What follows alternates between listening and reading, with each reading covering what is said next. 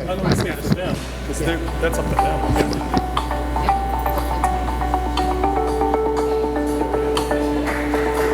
I just like it. I feel like it's a very dynamic community. Oh my God, it's everything. It's a diverse community, you know. What kept me here was the people, the way people come together to get things done. It's the arts, it's the real neighborhoods we have. City of trees. Just seeing the lovely tree-lined streets, going for walks. People enjoy that. I love supporting Luna and Stone Oven. I've been at Nighttown for 27 years in Cleveland Heights. It's a great place to do business. I'd like to keep it that way. I believe that our present form of government and our present city manager has got the ball rolling in a number of developments in Cleveland Heights. I don't want to derail this progress. I think the current process at City Hall helps innovation. They understand the mission of the city and the community. My concern with having an elected mayor is that elected officials are generally working towards one goal, and that is re-election. And we don't have that here in Cleveland Heights. In fact, currently, we have folks who are working together well as a team. I want us to be able to keep coming together. I think improving our community means expanding participation, not contracting by consolidating power in one elected mayor. Our form of government didn't create the problems that our city has, and changing the structure isn't going to solve the problems. We risk undermining the recent substantive progress we've had. If the current system of government is not broke, then what needs to change? It's worked all these years, and I haven't heard any real good argument as to why it should change. We decided to endorse, say no to issue 26 because we feel it'll negatively impact our workplace, our work environment. We have a qualified city manager, we have a qualified police chief, and a qualified fire chief that work together to bring the best services to our city. Our response times in Cleveland Heights are among the best of all the surrounding areas. And it's because we don't have politics injected into our infrastructure that allows us to just concentrate on our job. And the only agenda is serving the citizens of Cleveland Heights. One of the things I love most about Cleveland Heights is that we work together. Sometimes people might look at city council and say, how come it's 7 to nothing so often? That's not because everybody thinks the same way, it's because everybody had their input and we work to make things work. That's not an accident. That's not an accident.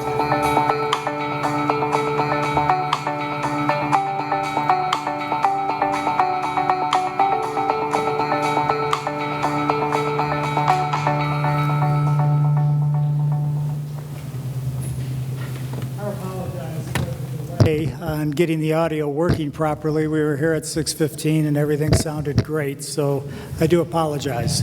Cleveland Heights is a unique and complex community that thrives on being different.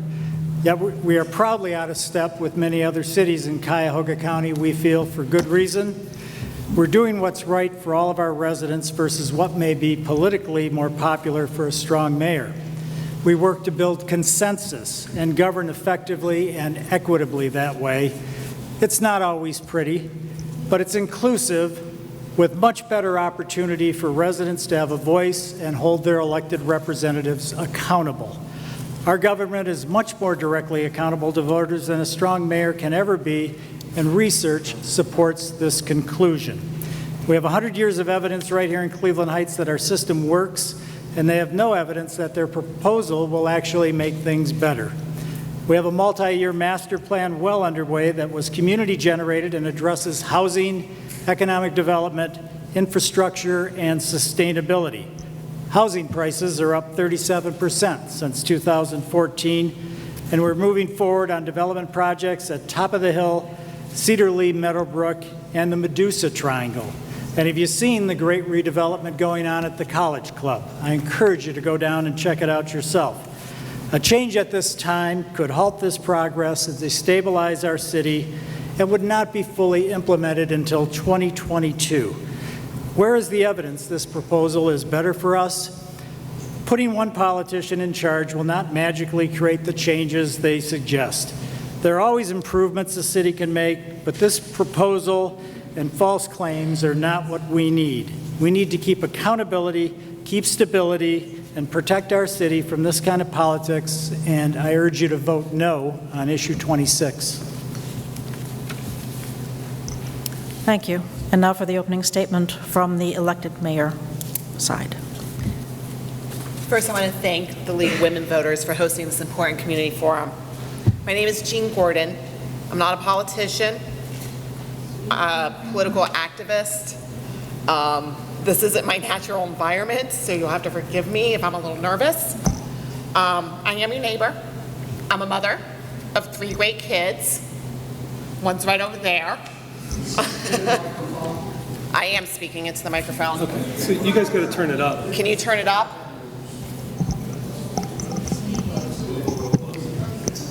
I can't. Right. He said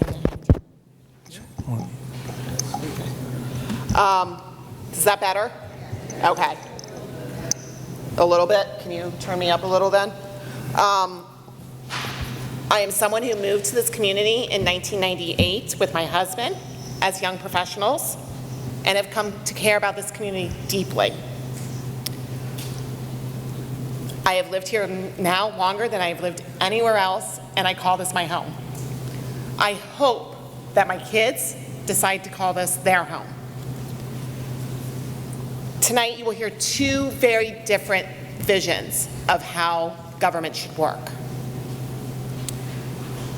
Those who maintain the status quo have talked about what they think has worked for the first 100 years. We need to talk about what's going to work for the next 100 years.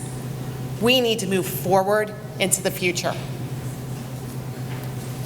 It's time for our government structure to reflect the leadership qualities found in our residents, like you, like me, and to elect a mayor to provide the badly needed vision, leadership, and direct accountability to move our city forward. The status quo isn't working anymore. We are not keeping pace. While housing values are up 37% in these past couple years, we are only at 66% of pre-recession values. As you listen tonight, try to cut through the fear-mongering at the core of the No campaign and just ask yourself this central question: where do we, the voters, fit in each of these visions and systems of government as they're explained to you tonight? In our current system, we are more often than not on the outside looking in, wondering where the buck stops. Hi, I'm Tony Kuda. I'm campaign manager for Citizens for an Elected Mayor. My family moved here in 1961. I went to Boulevard Elementary School, Roosevelt Junior High, and I'm a proud graduate of Cleveland Heights High School, class of '73. I met my best friend in the whole world in this cafeteria. We're still best friends to this day. I remember it like it was almost yesterday. Many of you here will understand what I mean when I say I have a Cleveland Heights soul, because you feel the same way. We are here today to make the case for voting yes on issue 26. We desperately need elected leadership that is accountable to the voters. Like 55 of the 57 cities in Cuyahoga County and over 2/3 of the cities in Ohio, we too deserve the right to choose our mayor, knowing that every day there is an elected official working for us in City Hall that is directly accountable to us. We believe there is no more accountable form of government than the one we are proposing today. A directly elected full-time mayor who provides leadership and vision, and a city administrator appointed by the mayor and approved by council, checks and balances, who provides the professional management and administration that we all agree our city needs. It is truly the best of both worlds. Voting yes on issue 26 empowers you, the voters, to bring that vision, leadership, and direct accountability to Cleveland Heights. Please take a look.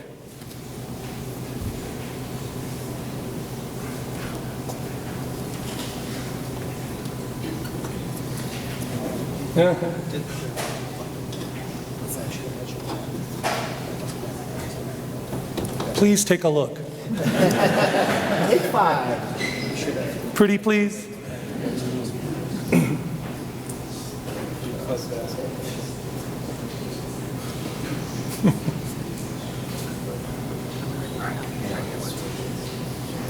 think it's what happened. Okay.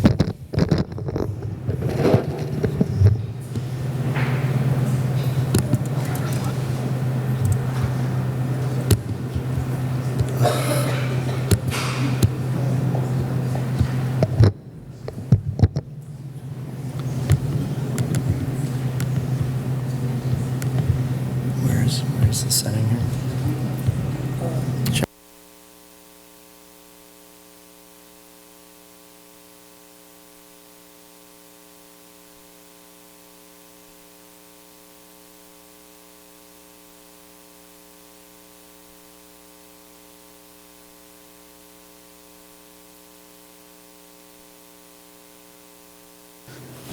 Thank you. All right, turning now to questions from the audience. And again, if you have a question you would like to raise, please raise your hand and you'll get a card. I will say that most of the questions are directed to the elected mayor group. So if you have any questions for the good government group, please get them in. First question. How long has the current form of government been in place, and what prompted it? Why in 2019 are you looking to change it? I'll let you speak to the history of how long this has been in place. Do you know the? I'll take that. Okay. Yes, Cleveland Heights adopted the city council manager form of government way back when it first incorporated as a city in 1921. This was at the time when there was widespread corruption in cities across the United States. And it was a response. The city manager movement, the idea of professionals running the city, was a response to corruption. 100 years later, it has proved to be, it's proved its worth. And in fact, in the last 20 years, 1,000, that's 1,000 more cities have switched from strong mayor to council manager. So why should we take the risk, and why should we take a step backward when everyone else is moving in the other direction and abandoning the strong mayor form of government? Thank you. Why now? So it was adopted in 1921. It will be 100 years in 2 years, so it's 98 years old right now. It was adopted at the beginning of our charter, or beginning of our incorporation as a city. It was part of the progressive movement. There was no corruption in Cleveland Heights at that moment because there was no Cleveland Heights other than a village. The education on, or the thoughts on the progressive movement and corruption has gone through a wave, and now the idea is that it wasn't necessarily always corruption that was going on. It was businessmen trying to ensure their power when they moved into a council form of government, or a council manager form of government.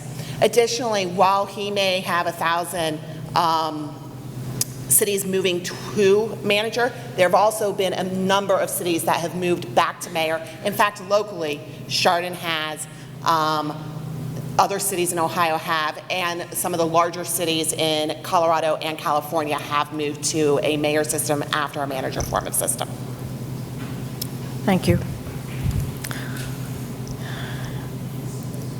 If issue 26 passes, what will be its impact on costs, the cost of an elected mayor versus the cost of the city manager? I understand there might also be a second position added under the elected mayor format. So in terms of cost, we anticipate this to be revenue neutral. It will not add a second position. Right now there are 2 positions. There's a city manager and an assistant city manager. Those positions will be replaced with a mayor and a city administrator. The current city mayor or city manager and the assistant city manager, their incomes are pretty much akin to the incomes for mayors in this area that have cities or suburbs around our size. So we anticipate it will be revenue neutral. We're not adding a position, we are replacing 2 for 2. And one of the most important things we need to note is that council will still be in control of setting salaries. That's still their obligation. They still have the purse strings and in control of the budget. Thank you. If you could speak to how department heads are hired and do we supervised. Do we get to respond to that question? If you would like to. Yes, we would like to. They're making an assumption that the 2 for 2 is an equal trade-off in what reality is in today's staffing levels at the city. Our city runs very lean as we've come out of the great loss of income and revenue coming out of the financial crisis 10 years ago. And to assume that a strong mayor, along with a new city administrator, can come in and do the jobs that the city manager currently does now with an assistant, I don't think is quite accurate. Plus, it's not taking into account the transition expenses that we'll have for employees who leave and are replaced by new department heads. So when you're projecting costs out over a period of time, over a couple of years or 3 years and so forth, I would project a substantial rise in expenses in the city as new people get acclimated into their positions. Plus, you also have to account for lowered efficiencies at times during transition periods. It happens in all organizations. Thank you. Led into my next question very nicely there. Thank you. If you could discuss, please, the current system for hiring and supervising department heads. And we will then go to you to discuss who would be responsible for hiring department and supervising department heads, and what the rules would be on department heads, could they be political appointees if hired by an elected mayor. So starting with current. So the question is in terms of department heads? Correct. Okay, the way we do things now, we have a very good system in place where these folks are accountable to City Council and the city manager. We have a city manager who selects the professionally qualified individuals to staff these positions, reporting to a city manager who is responsible directly to the 7-member shared power council. If these people are not doing their jobs, they can be held accountable by both the city manager and the 7 members of council can instruct the city manager in terms of what needs to be done in that situation.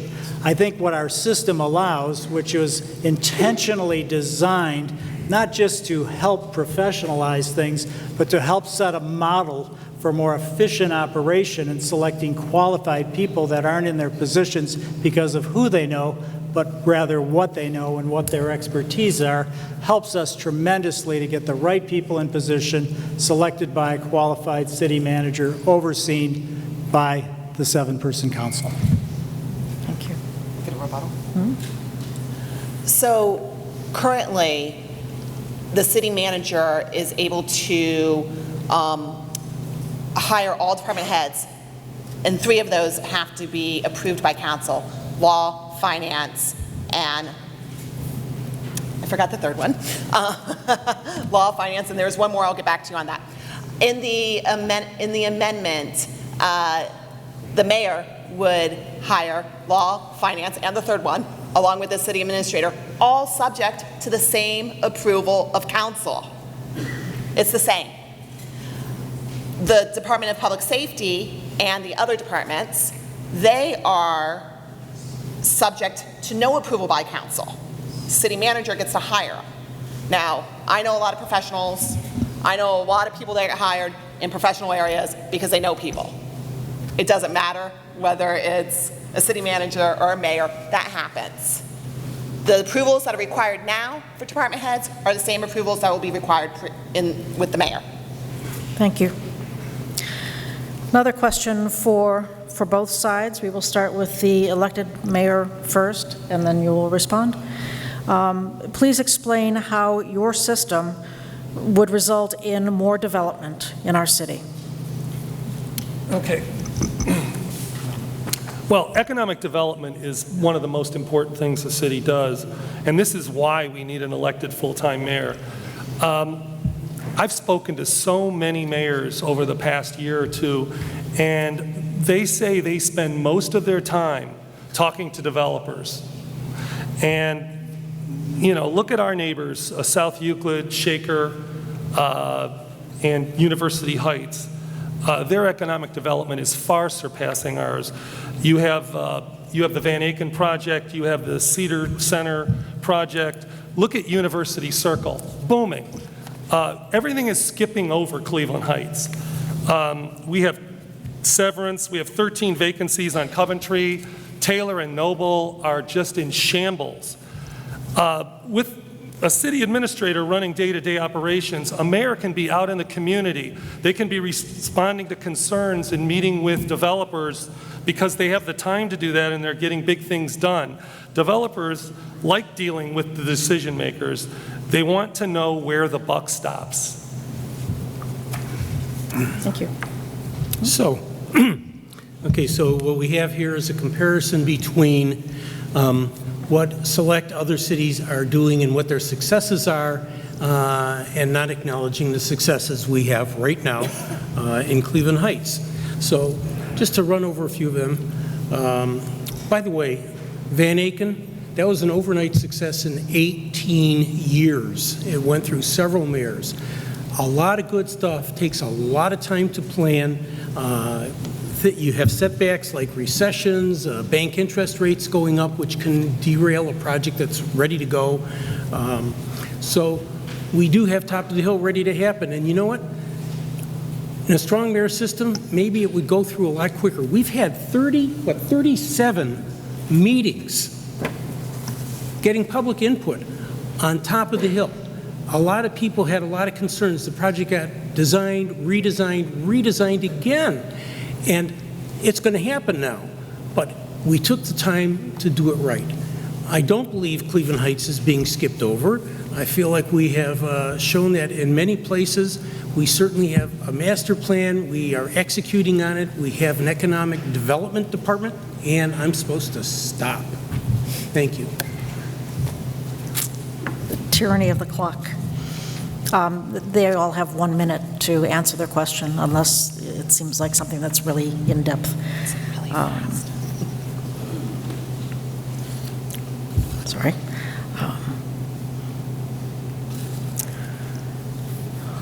We'll put the pressure back on you. Could you speak to your proposed system of government and how it will impact the city's annual budget, the establishment and implementation of the city's annual budget?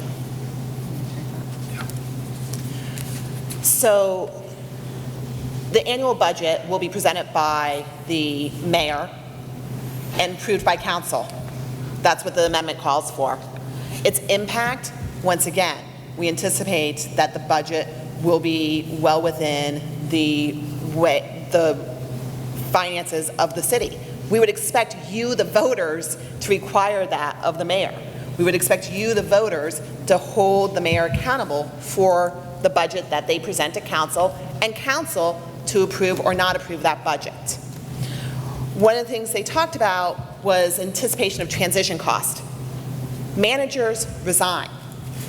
They have resigned. Bob Downey resigned in 2011. It was 15 months that we had until we found Ms. Briley.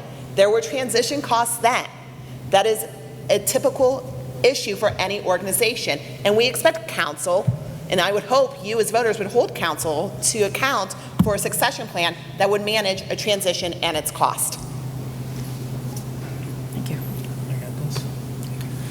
Yeah, this would be a case of self-inflicted transition costs that doesn't really need to be done.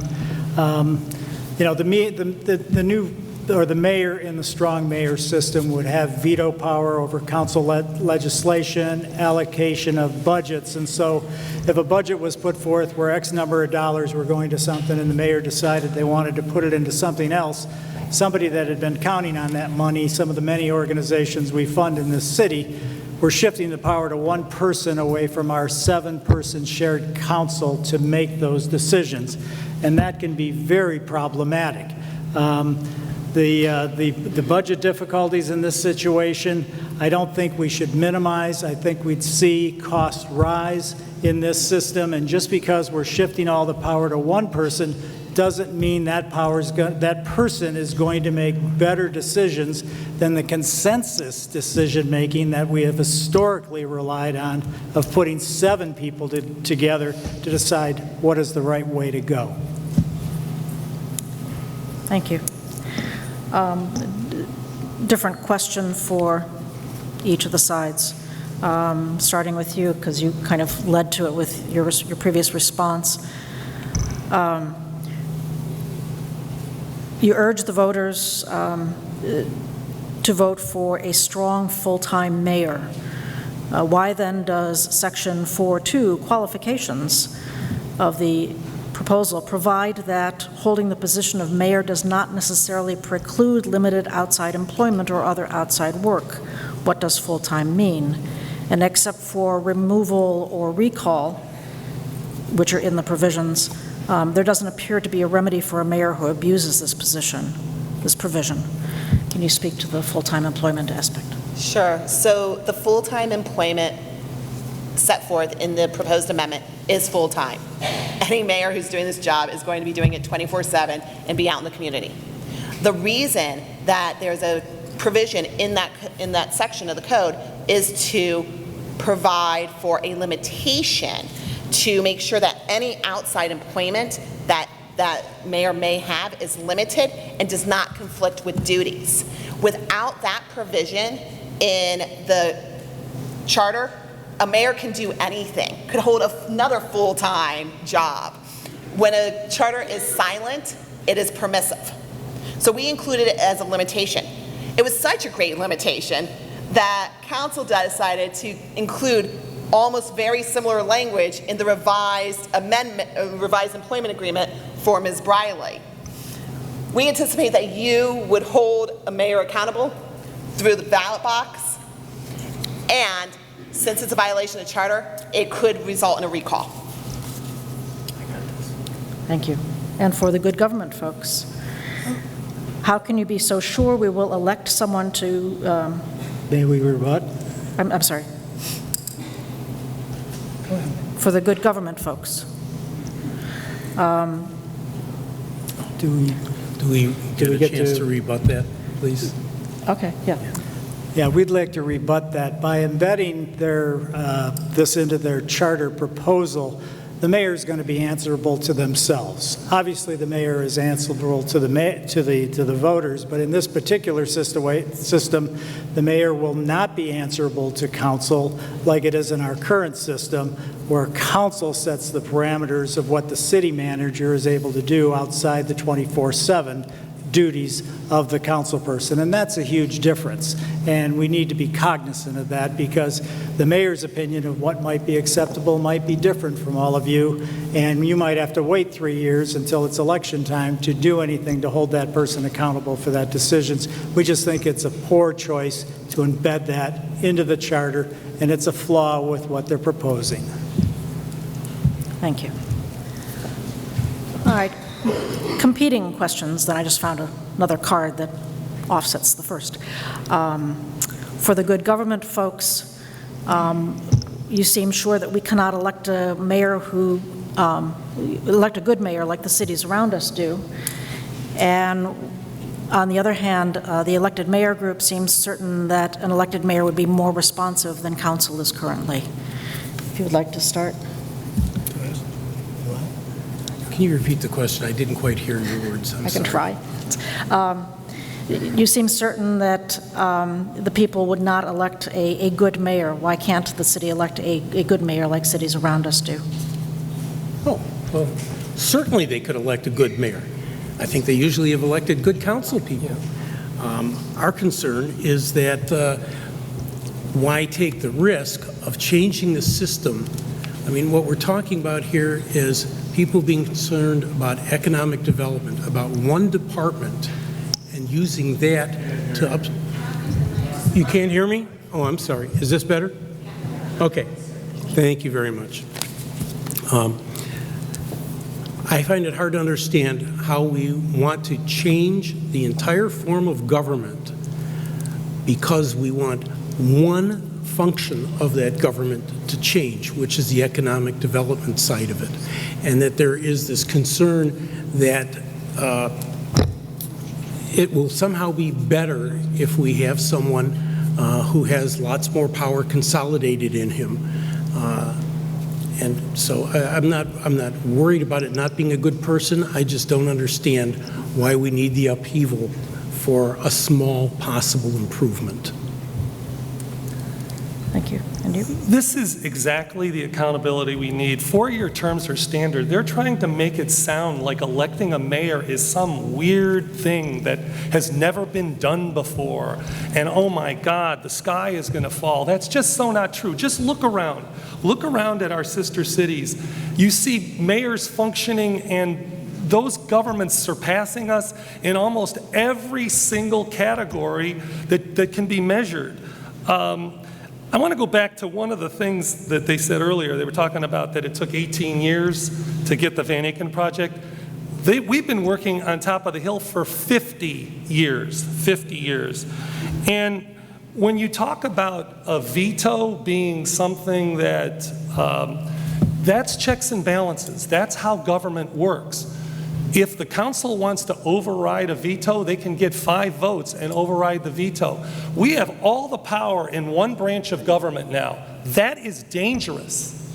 And we see that every day with the lack of depth that we have. Thank you. Cards runneth over. If you could each speak to how your campaigns are funded. We'll start with your side. Well, we're a grassroots campaign, and there's no question about that. We have hundreds of donors. We've done it pretty much all on our website and, making phone calls to people we know. And it's just been a wonderful, wonderful ride. What you really need to do is look at the way this campaign is being funded, the No campaign.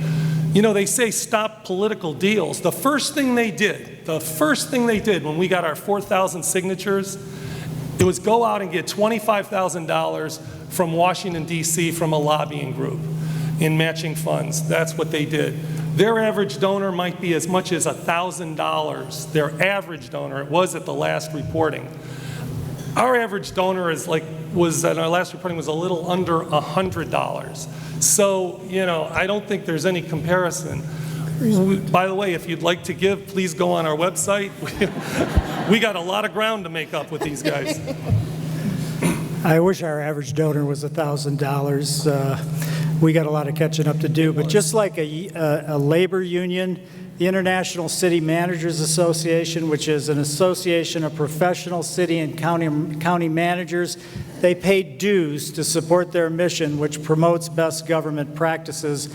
I learned about the organization serving on the Charter Review Commission, and when our work was completed, I reached out to them for advice on how to counter the strong mayor proposal, and we were very happy that they chose to commit their resources to help us. The politicians who are driving this issue support that side for their own aspirations to create a powerful, lucrative career opportunity here in Cleveland Heights.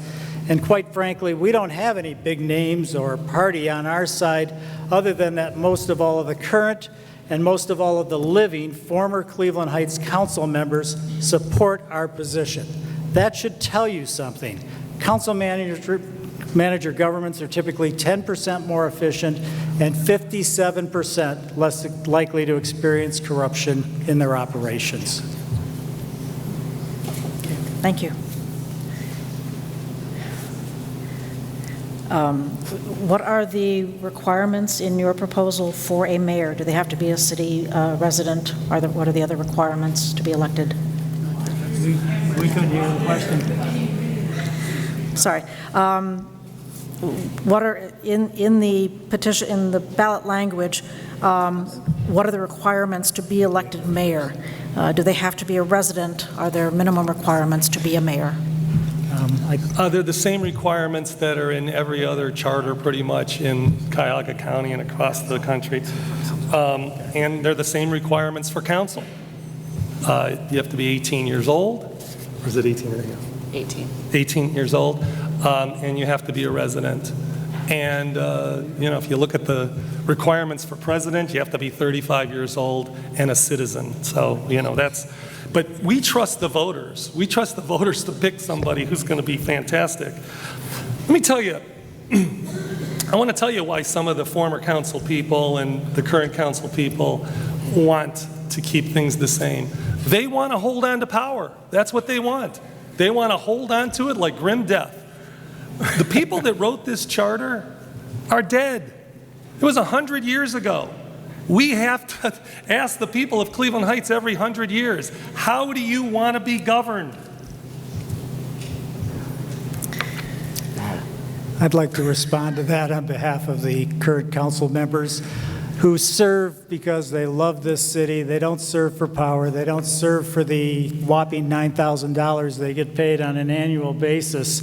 They serve because they really care about this city, and they want to work to achieve consensus, which is the checks and balance that already exists in our system right now of 7 people having to reach agreement to move in a given direction versus 1 person that they're asking to come in and drive that process. The flaw in that system, which we see over and over again in surrounding communities in Cuyahoga County and around the nation, is the independence of that individual separate from that consensus building council results far too often in conflict. It results far too often in cronyism and unfortunately far too often in corruption, and we ignore facts at our own peril. We should pay attention to what's going on around us historically. Since they rebutted, do you want to say anything further? I don't want to cut you off. Okay. So there was a recent Charter Review Commission which voted to keep the system that you currently have with the city administrator and the 7 members of council. Why did they choose to stay with that, and why do you reject the decision of the Charter Review? We'll start with you. We go first this time? We voted overwhelmingly as a commission after studying that one question for 7 months at the beginning of our deliberations. We voted 11-2 to recommend that we maintain council manager system of government for a great deal of reasons which we're accused of being fear-mongering when we point them out nowadays of what the downside of their proposal is. We've boiled it down to 3 big issues. The first one would be the reduced accountability of the strong mayor executive. That's been demonstrated and documented by research. The second problem is the injection of political decision-making into local government processes. It's something that we have had at bay in Cleveland Heights for many years, and we hope to continue to keep at bay. And the last factor is the destabilizing effect we'll have in an over 700-day transition while we wait to see who this person is who's going to come save us from ourselves. We don't agree with that. So, first of all, we expect council to handle the transition, and I'm sure they would do it well. Let me just say about the Charter Review Commission. I went to almost every one of the Charter Review Commission meetings before they voted on this issue, and I heard Cleveland Heights business owners say when they testified, we're on our own, meaning they didn't expect much support. I heard developers come in and say, and look all 15 of them in the eye and say, you can't do business in Cleveland Heights. And they gave reason after reason after reason and example after example. I also heard many citizens get up there and say, we want an elected mayor, and many citizens did speak. They had a forum at the community center.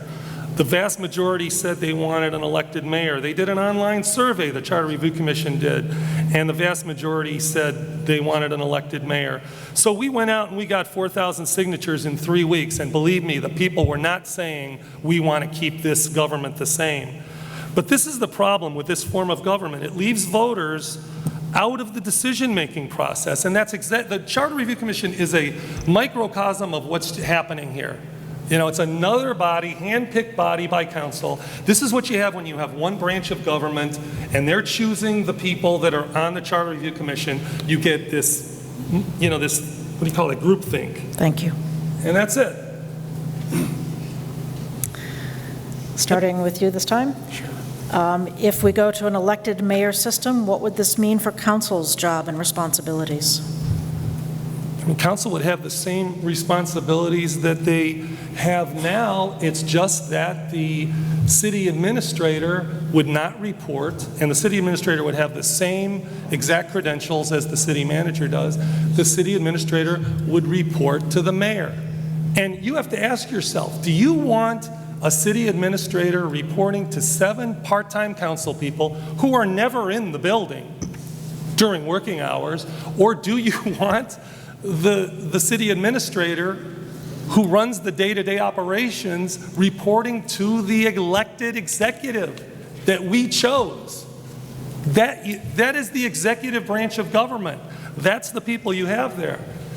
I want to tell you something. They often cite this 57% study, our opposition, and they say this study has been used to prove their point. Well, here's what they're not telling you about that study. That study says a change in the form of government, either to or from council manager form, increases neither the risk of corruption nor the likelihood of uncovering corruption that leads to conviction. So basically, that study that they keep talking about does not apply at all to this campaign that we're talking about.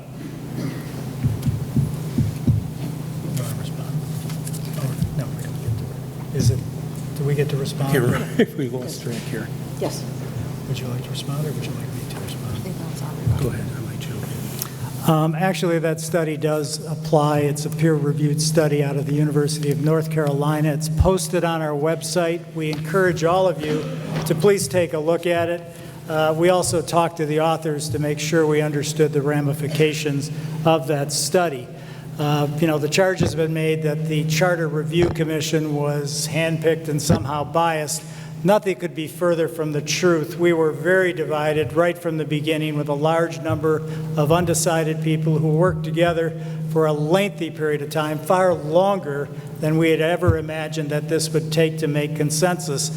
And one of the things that I feel very confident about in our recommendations is when we made these decisions, the undecideds all came to our side. They did not go to the other side. They looked at the pros and the cons, the things that we're pointing out to you tonight that are the drawbacks of that system, and we're asking you to think twice about this and be careful what you wish for.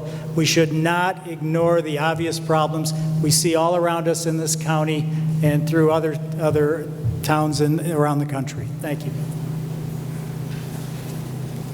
Thank you.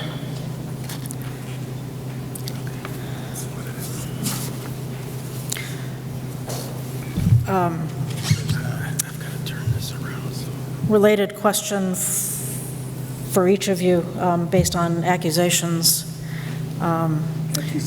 You stated in your previous statement that you've heard from many business owners that they can't work with the city, and there have been many examples of frustrations. Could you cite some of the specifics?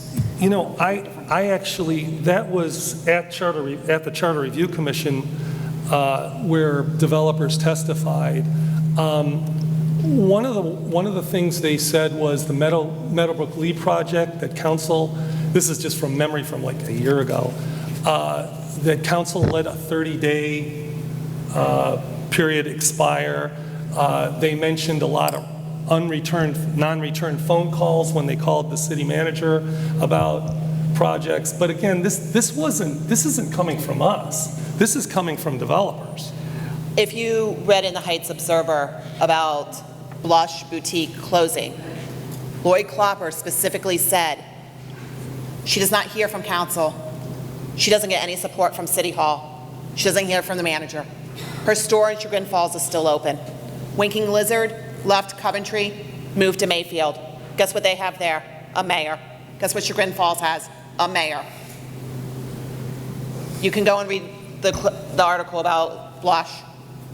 Assess for a response. Let me say a couple of things. Putting aside that the charter review has been done a number of times since 1920, I just wanted to mention a project that didn't get done. Back when the Oakwood Golf Course closed, there was a big move to get a big box development in where Oakwood Golf Course was. Now, you'll notice there is one on South Euclid's corner of it. But Cleveland Heights held out. There were a lot of people who thought it would be the wrong thing. Now, I know there's people who want this to want everything to happen fast, but you know what? We waited. The Hebrew Academy, one of our core institutions in this city, has now built a huge campus there, strengthened their connection to the community, and that's because we waited to do things right and didn't get bullied into doing things by a developer. My question for you, for the good government side, is what are the political deals that you refer to in your advertising? Political deals is a slogan that was developed to basically refer to the three issues that I talked about: the reduced accountability, keeping politics out of local government operations, and ensuring that we don't destabilize the progress that we have going forward. That's exactly what it's referring to. And I would encourage all of you who think we're not making progress to talk to some of the developers we're working with now. Go visit with Jim Weimer, who's building the College Club, who would love to do another project here in Cleveland Heights. Laura Hauser spoke on our video. She's going to build a new house as the first new house built under the new CRA the city put in place this past year, a new development on Bradford Road. We're not like some of these outlying communities that have lots of vacant land and so forth. We have to pick and choose what we do properly. We have good development people in place, and we've got major projects that are scheduled to start that we should not risk destabilizing. We need the revenue, the development, and the new housing choices for our residents and new residents to come. Thank you. So the whole say no to political deals thing basically is supported by this study that they keep talking about, that this is what gives them license to say that there's going to be political deals. But again, it's very misleading. Again, the study says a change in the form of government, their study, a change in the form of government, either to or from council manager form, increases neither the risk of corruption nor the likelihood of uncovering corruption that leads to conviction. In other words, this study, it's just not relevant. Yet they say, the say no people leave that completely out so they can say corruption and deals and favors. Oh my. They studied 2,800 cities, 66 of them had corruption. One of them was Newark, the other one was Chicago. We're not Newark or Chicago, we're Cleveland Heights. Look, we just want to vote. This is the League of Women Voters. They've been fighting for voting for 100 years. We should be able to vote for mayor. Voting for leadership and accountability is what's missing in our government. Well, we'll start with voting on whether people want that or not. We shall find out. Oh, shoot, I had a question, and then it was. I understand, I've been told that there is a flyer on the literature table which includes the picture of the sign in front of the rec center saying vote yes, which City Hall has said was not done. Would you like to address that flyer? Sure. First of all, no one was trying to mislead voters. If anyone was misled, I'm the campaign manager. I apologize for that. We're not using the piece anymore. I feel like this is just a distraction, but I do apologize. So, Jean, I'll leave it to you if you wanted to add anything on some of the other stuff.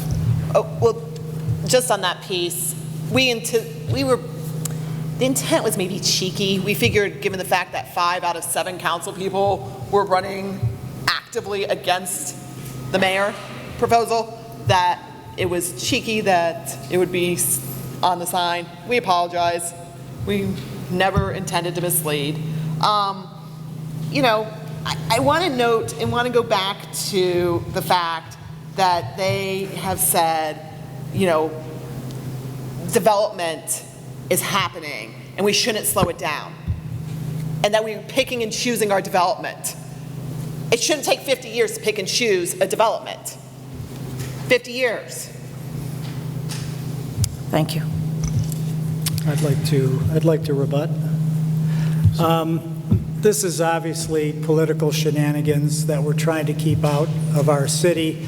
If we change to a strong mayor, we're going to see lots of campaigns like this as it becomes big-time money to get elected for mayor in this office, and you're going to have shenanigans galore about this to mislead voters. Another thing that is wrong in their statement tonight in this League of Women Voters pamphlet, they talk about a hidden $5 million water deficit, or deficit in the water fund, which is absolutely false. No deficit in the previous administration ever approached anything like $5 million, and all the transfers and repayments are reflected in very transparent, annually audited financial public records that you can access at any time. Had this actually happened, people would have been arrested in City Hall. You can't hide this kind of stuff that they're claiming. It's an absolute falsehood, and it's just designed to make you think people are acting unethically somehow. It's not true. Can we do anything about the feedback? Is he still here?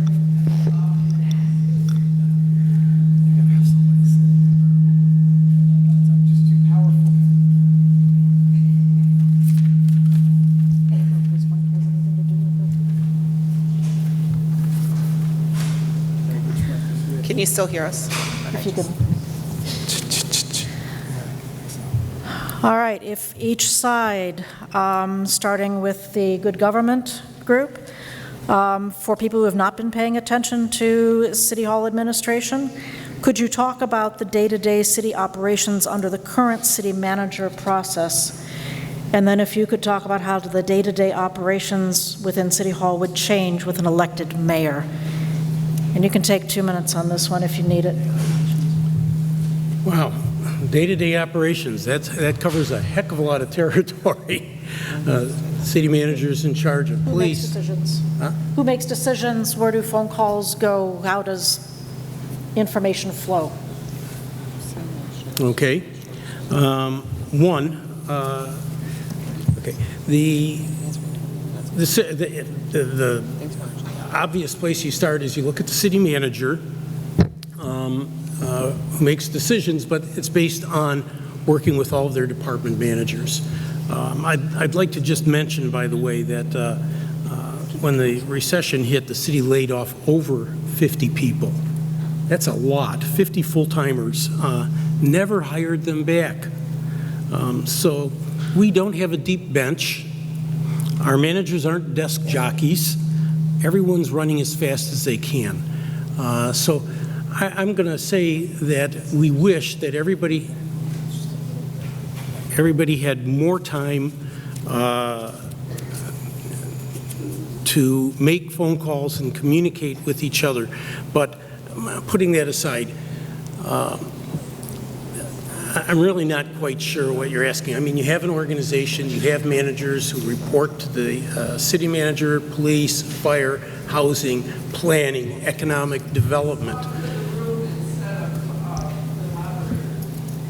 I'm sorry, I was sort of looking over in this direction, and I keep meaning to turn this way. So, is that better? Okay, good enough. Lost my thought there. We have developed a new department, by the way, and I wanted to make that clear.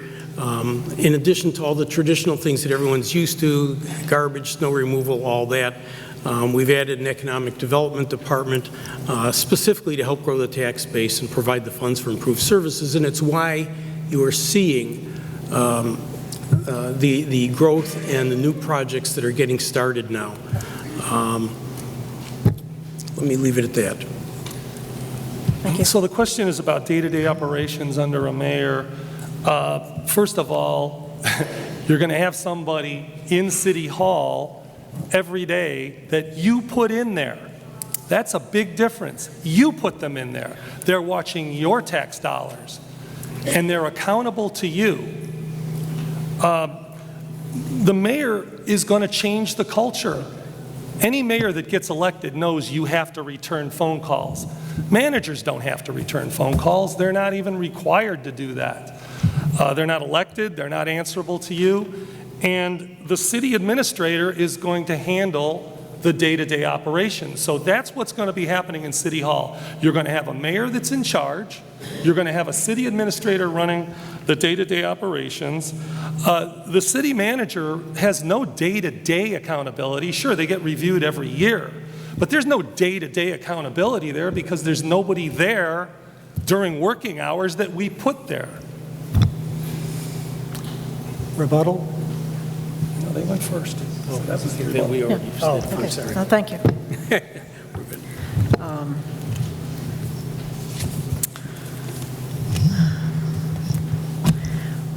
What facts or evidence is there to demonstrate that the practical daily lives of Cleveland Heights residents will be safer, more prosperous, or otherwise better if we go with your proposed form of government?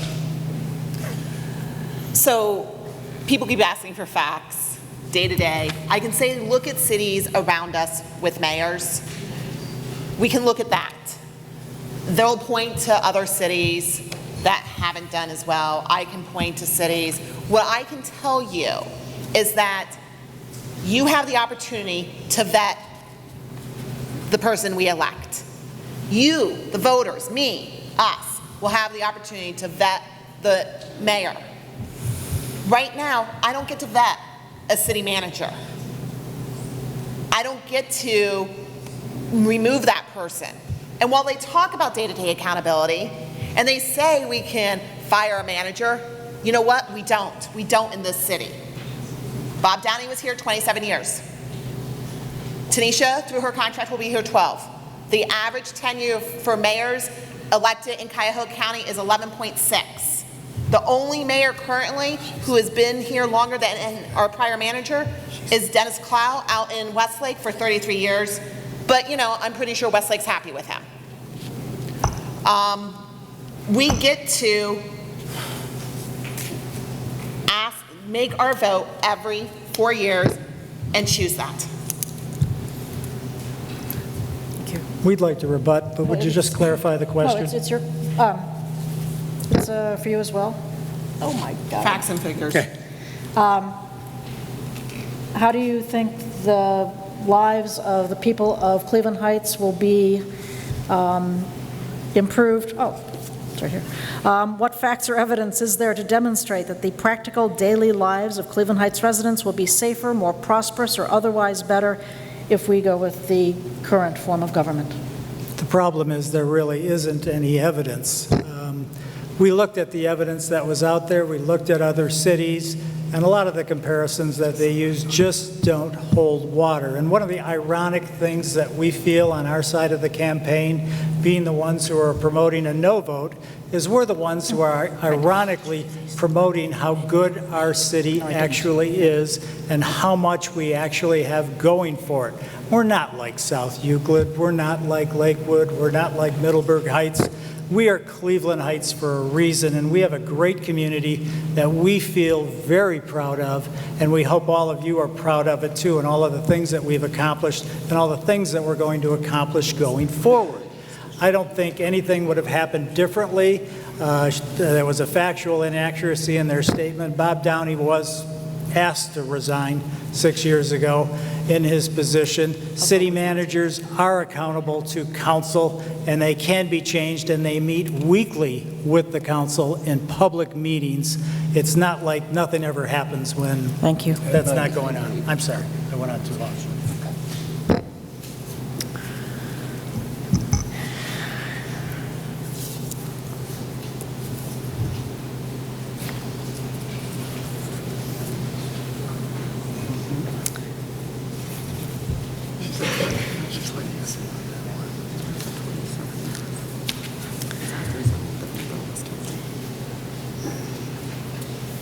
And I'm figuring out time here. A final question for each side, and then I will, I failed to introduce our speakers, and I apologize for that. I was supposed to do that at the beginning. So after the final question, I will give their introductions, and then we will have closing statements. My apologies. For each side, who to start with? Starting over here. What do you think will happen in the future if your side does not win this election? What do you see going forward? Well, I, for one, hope that our city continues to progress and prosper and improve. I mean, who would want anything less than that to happen? Our concern is the need that they feel that we need to make this change. We feel very strongly that it is not warranted, and it puts us in jeopardy because of the flaws that are inherent in that design. Our design of our city is labeled by many people as ethics by design, because when you make 7 people work together to generate consensus, provide direction, provide oversight for a professional city manager, you do better nationally, you have more efficiency, lower costs to provide services. It's a system that has a proven track record of working. And I don't want to see us move away from that and put that at risk and jeopardize what all the momentum we've got going for us right now. I think this is a great place to live, and I'm thrilled to be here, and I plan to continue to stay here. And the elected mayor, what do you foresee if you do not win this election? If we don't win, this community will pull together. It always has, it always will. I think this has been a great service to the community to have this debate. We have not had this talk about how we want to govern ourselves, and it should be left up to us. And I'm so proud of the 10 committee members for Citizens for an Elected Mayor. We didn't even know each other, none of us. We all met over this issue. And I think council and our government is better for this, because they've had to take a really good look in the mirror. And if you've noticed, they've picked up their game. They've certainly picked up their PR game, that's for sure. But this is something that's good for this community, to think about this. You know, we have not given this much thought.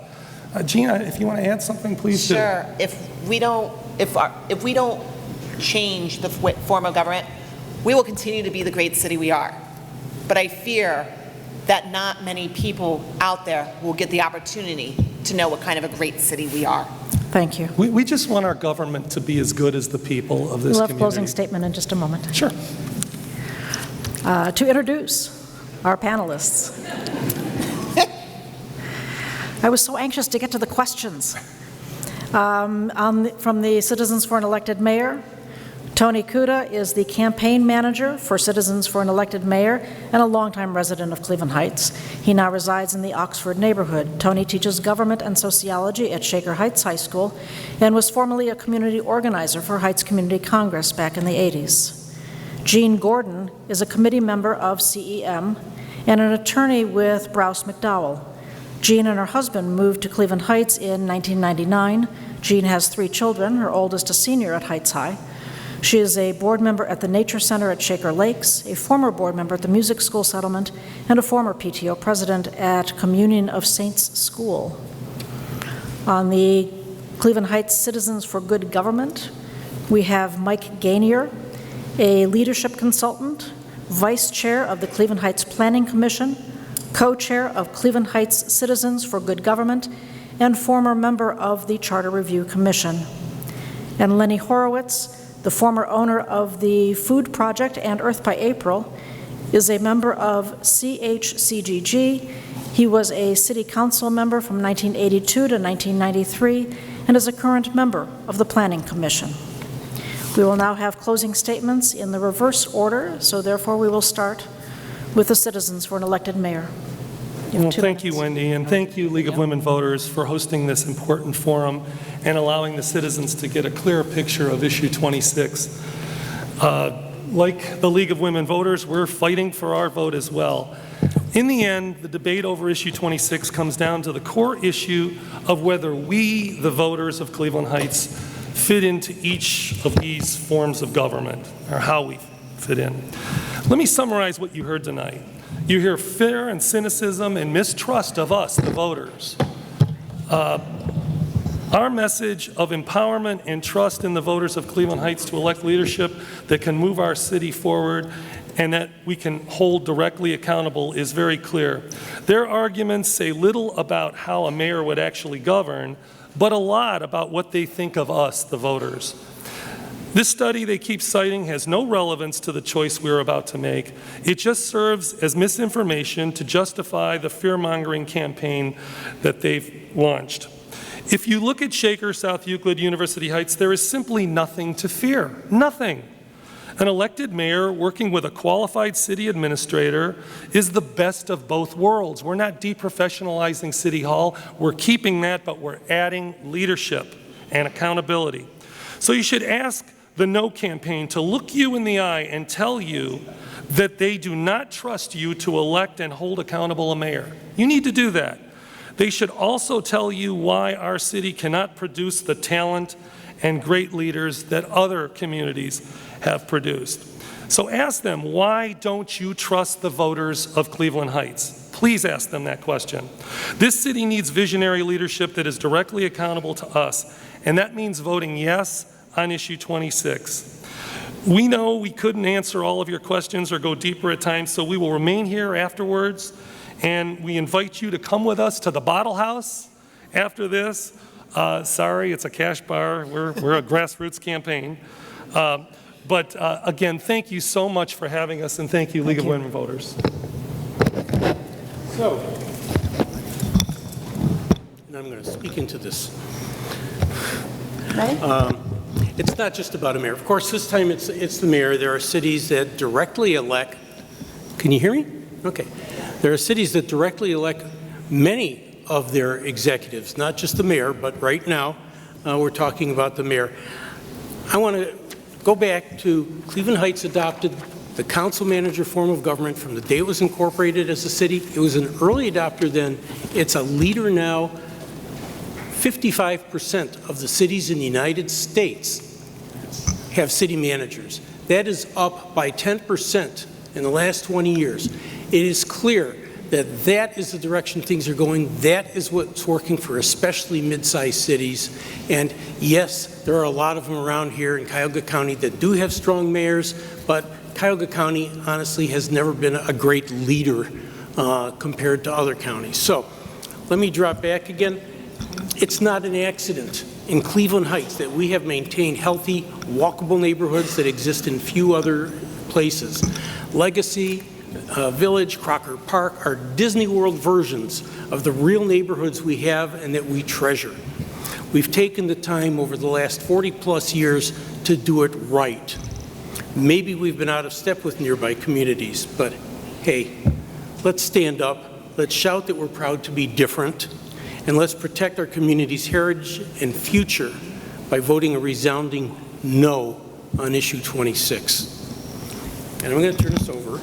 I'll just take these last 30 seconds to again thank you for being here. We apologize for the delay getting started. I just want to address one issue on the Charter Review Commission. We were tasked with making decisions in the best interest of all of the citizens of this city, not just the folks who came to testify to our commission. And if you look at the people who did, it was mainly representatives from their side who were pushing and driving this issue. I've been in it for 2 years now. I hope it ends soon after this election. And thank you very much for your time tonight. We urge you to vote no on this proposal. And this concludes our issues forum for the evening. Just don't forget to vote, everybody, please. Thanks, Laura.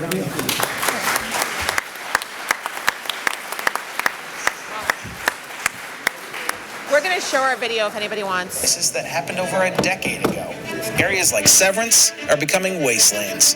Calls to City Hall go unanswered, and they even ignored problems that sent our water and sewer rates skyrocketing. The buck has to stop somewhere, but that's... All this work, I assume you put a ton of work into this. This is a gem. Yeah. Okay. I'm not sure. It's got, you didn't turn on the protector.